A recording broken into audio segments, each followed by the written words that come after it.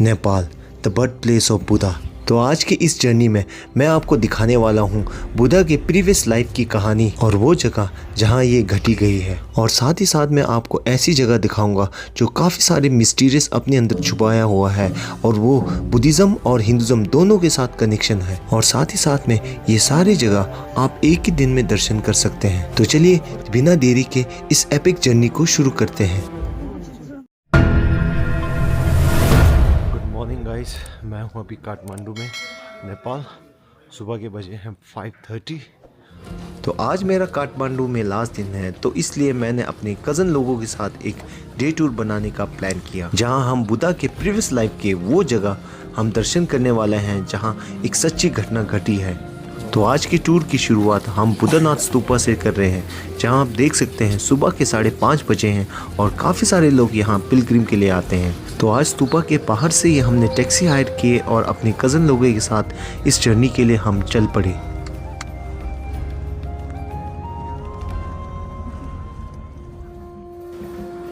तो आज का पहला पड़ाव हम पहुंच गए एक मोनेस्ट्री में, जहां हम दर्शन कर सकते हैं बुद्धिज़्म और हिंदुज़्म दोनों का। इस जगह को डोमा रांगजोम बोलते हैं, जहां एक पत्थर में एक नक्काशी निकला हुआ है, जहां एक डोलमा और गणेशा दोनों के आप दर्शन कर सकते हैं। और कहा जाता है कि यहाँ के लोकल मानते हैं ये अपने आप प्रकट हुआ है।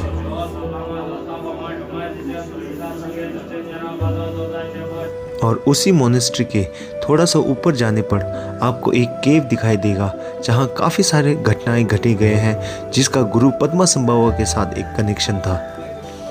गुरु पद्मासंभवा बुद्धिज़्म में उनकी काफ़ी मान्यताएं हैं। कहा जाता है कि तंत्र विद्या गुरु पद्मासंभवा ने काफ़ी ऊंचाई तक लेके गए हैं। गुरु पद्मासंभवा एक काफ़ी मिस्ट्री गुरु है, क्योंकि जब वो पैदा हुए किसी को पता ही नहीं था वो कहाँ से आए, क्योंकि वो लोटस में मिला था। और ये जगह भी कुछ ऐसा ही था, काफ़ी सारे मिस्ट्री से भरा हुआ, क्योंकि यहाँ के लोकल कुछ और कह रहे हैं और यहाँ के जो पुजारी कुछ और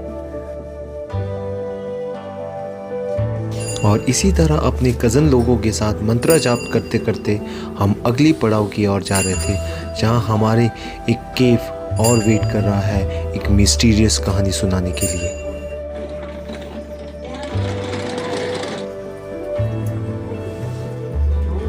और कुछ ही देर चलने के बाद हम पहुंच जाते हैं अगले मिस्टीरियस केव की ओर।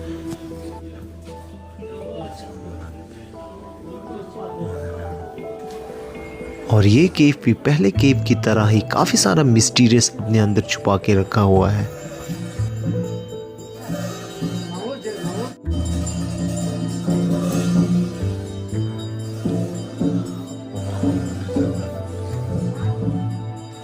और जैसे ही हम केव में पहुंचते हैं, दूर हमें दिखाई देता एक छोटा सा स्टैचू, जो कि गुरु पद्मासंभवा का स्टैचू है। हालांकि ये स्टैचू काफ़ी पुराना नहीं है, लेकिन आप दर्शन कर सकते हैं। इतिहास के साथ साथ यहाँ की कहानी भी थोड़ी धुंधली हो गई है, इसीलिए आपको इस स्टैचू से ज़्यादा इस केव की इम्पोर्टेंस आपको फील होगा।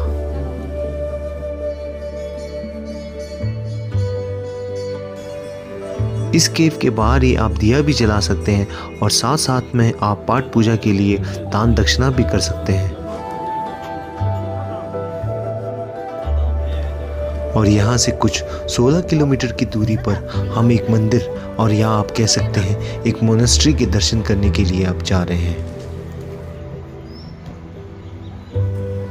इस जर्नी की इंटरेस्टिंग बात मुझे ये लगा, जब भी मैं इस बुद्धिज़्म मंदिर की दर्शन करने जाता था, वहीं पर मुझे हिंदुज़्म का भी दर्शन साथ साथ में होता जाता था। जैसे कि आप देख सकते हैं, ये एक खूबसूरत हिंदू टेम्पल है और साथ ही में कोने पर आप एक गुरु पद्मासंभवा का छोटा सा केव आपको दर्शन करने को मिलेगा। और साथ ही साथ में इसी के साथ एक टिबेटन मोनेस्ट्री काफ़ी भव्य एक बनाया गया है। और ये टेम्पल निंगमा मोनेस्ट्री है, जो कि बुद्धिज़्म का सबसे पुराना जनरेशन है। और जैसे ही मैं इस मोनेस्ट्री में एंट्री करता हूँ, सामने मुझे दर्शन होता है जाटा रिम्पोछे का स्टैचू, जो कि लगभग सेम असली में लग रहा था। और वो एक माना हुआ निंगमा का काफ़ी बड़ा गुरु है।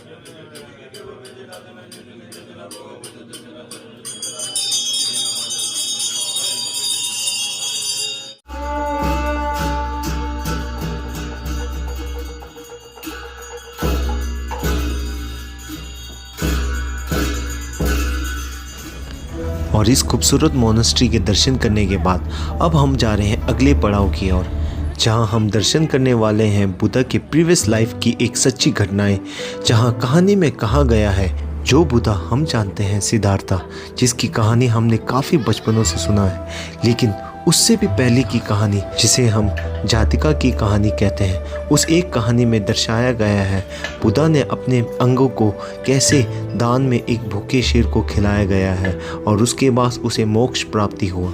और वो घटना जहाँ घटा वो यही जगह था, इसीलिए लोग काफ़ी दूर दूर से इसी दर्शन करने के लिए आते हैं। वैसे तो इस जगह को पहुंचने के लिए हमें कोई मेहनत नहीं करना पड़ा, आज के डेट में गाड़ी डायरेक्ट यहां तक पहुंच जाते हैं, लेकिन किसी ज़माने में उस पहाड़ से लोग पैदल आते थे, इसीलिए मैं आपको जूम करके दिखा रहा हूं। और इस मंदिर के दर्शन के साथ ही यहाँ काफ़ी सारे जपा माला इस मंदिर के बाहर मिलते हैं, जहाँ आप खरीद कर अपने फैमिली मेम्बर को एज अ गिफ्ट दे सकते हैं।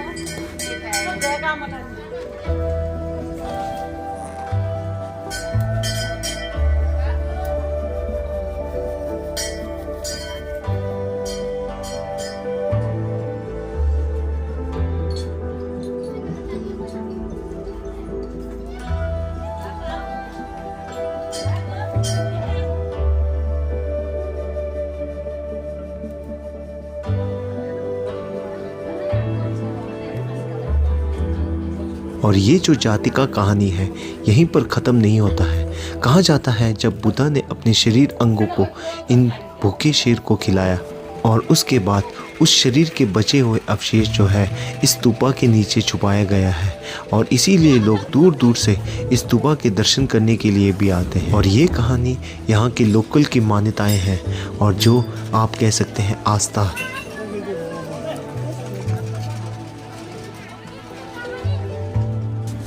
और ये जगह अपने आप में एक छोटा सा गांव बसा हुआ है।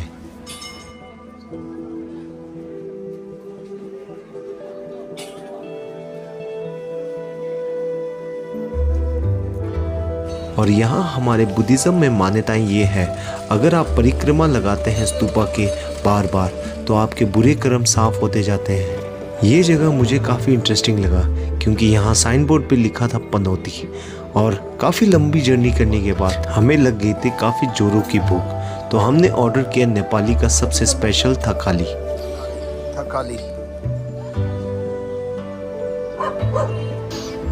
तो गाइस इस ट्रिप की आखिरी मंजिल हम जा रहे हैं भक्तापुर, जो मेरे लिए काफ़ी मिस्टीरियस ये जगह है।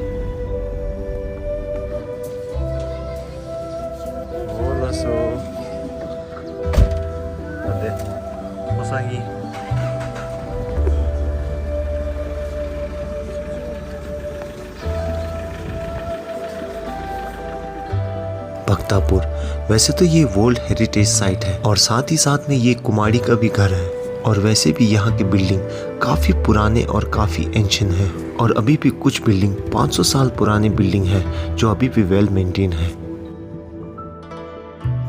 और आज हम जिस टेंपल को विजिट करने आए हैं वो अपने आप ही अंदर काफ़ी सारे मिस्टीरियस बांधा हुआ है, और ये टेंपल है बुद्धा दीपांकर का। और इस टेंपल की खासियत ये है, यहाँ पे हिंदू और बुद्धिज़्म दोनों दर्शन करने के लिए आते रहते हैं। वैसे तो इसे टिबेटन में डोलमा कहते हैं, और टिबेटन का मान्यताएं ये है ये डोलमा बात कर सकती है और चल भी सकती है। और कहा गया है कि किसी ज़माने में ये डोलमा यहाँ से जा रही थी और यहाँ के लोकल लोगों ने रिक्वेस्ट करने पर ये डोलमा यहीं रुक गई। अभी भी आप देख सकते हैं गेट पे बड़े बड़े लोहे के सरिये लगे हैं ताकि ये डोलमा कहीं चला ना जाए, इसीलिए तिब्बती और बुद्धिस्ट लोग इन्हें दर्शन करने के लिए यहाँ आते रहते हैं। और इसी टेंपल के साथ ही आपको महाकाल के स्टैचू देखने को मिलेंगे और तारा और मंजूश्री के भी दर्शन करने को मिलेंगे। तो नेपाल आने का ट्रिप मेरा काफ़ी हद तक सक्सेसफुल रहा। एक बुद्धिस्ट होना और यहाँ के बुद्धिज़्म के बारे में इतना कुछ दर्शन और समझना मेरे लिए तो एक सौभाग्य की बात है। तो ये था नेपाल का खूबसूरत ट्रिप, जहाँ मैंने काफ़ी सारा एक्सपीरियंस किया भक्ति, मस्ती और ट्रू ट्रैवल के बारे में। अगर आपको ये वीडियो अच्छा लगे लाइक, कमेंट और सब्सक्राइब कर दीजिए, और मेरे अगली जर्नी के लिए आप लोग सब तैयार हो जाइए।